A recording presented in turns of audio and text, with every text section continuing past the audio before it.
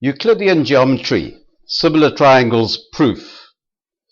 This follows on from the proportional intercept theorem proof, which is also on the site.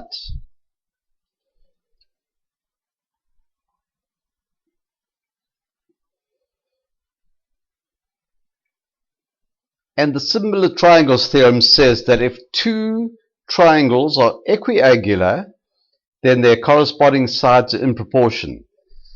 Well, these two triangles are equiangular. Now, the word corresponding means that if we talk about AB, well, that's opposite C there. There's the equal angle, so there's the corresponding side, PQ.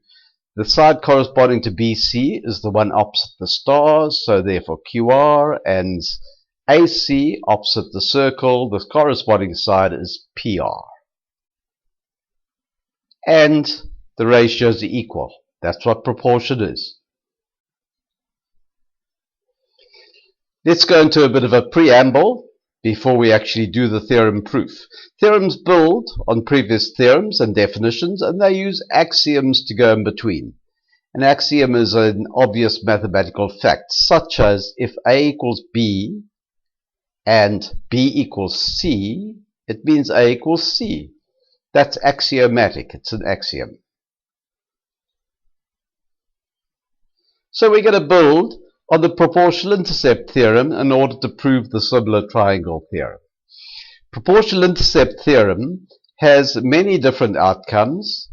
This one we're saying AP over AB equals AQ over AC because the lines are parallel. It could be AP over PB equals AQ over QC. It could be PB over AB equals QC over CA, but we'll use this one.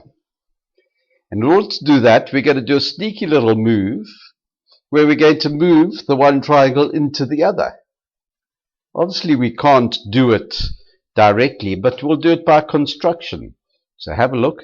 This triangle will fit snugly into that triangle there. And with those two angles being equal, makes the lines parallel because these are corresponding angles, which means by proportional intercept theorem, AB over AQ equals AC. In fact, it's AB over PQ, the P is hiding behind, equals AC over PR. So, the way to do it without moving the triangle, we mark off a length equal to AB here and a length equal to AC there. Then we join them. Now we prove that these two triangles are congruent easily enough with side angle side, two sides the included angle, AB equals that, AC equals that, and the included angle is equal. That will mean that this angle is equal to that angle, which is equal to this, making these two equal. So there we have our parallel lines. So we need to prove this parallel to that. So we prove the corresponding angles are equal using congruence.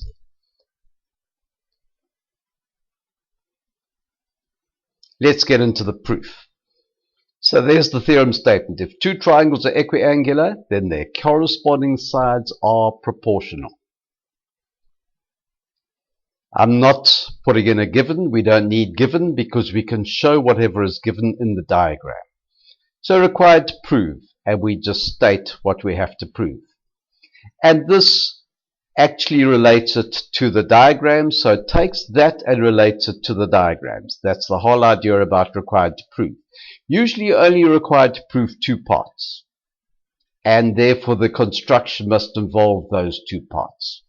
And obviously you may not have the same letters as this one, same labels, so you need to get used to the theorem and to be able to prove it with different labels.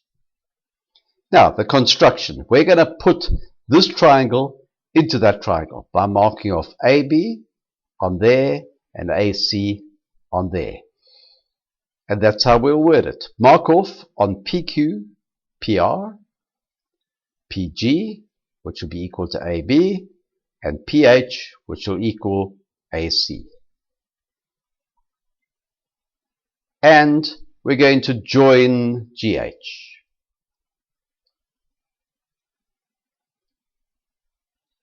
So let's do the proof.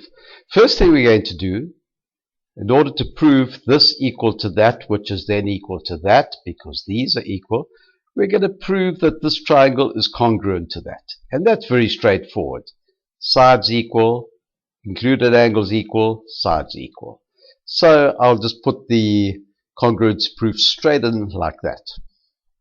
Notice the case for congruency, important that you put that. This is a rigorous proof, so mathematicians are very fussy that rigorous proofs include all the reasons. That means that PGH equals B. So that means PGH is equal to angle B. But, and we're arguing this, B equals Q. That's given. Therefore we have those two equal. Now those two are corresponding angles, meaning the lines are parallel.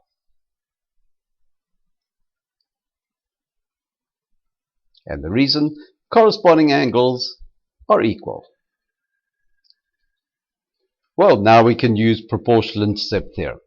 That line being parallel to that, we can say PG over PQ equals PH over PR. There, by proportional intercept theorem. But we're going to try to prove that AB over PQ equals AC over PR. Well, PG is equal to AB. PH is equal to AC. And we've already said so, so we don't need to give reasons again. So we go straight to replacing PG with AB and PH with AC, and it's proven. If you're proving all three facts, we don't have to start at the beginning again.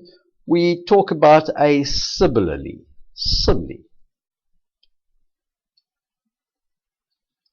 So we say simile by marking off lengths on RQRP equal to CBCA. We can prove that BC over QR equals AC over PR. Well, we already have AC over PR equal to AB over PQ, which means all three are equal.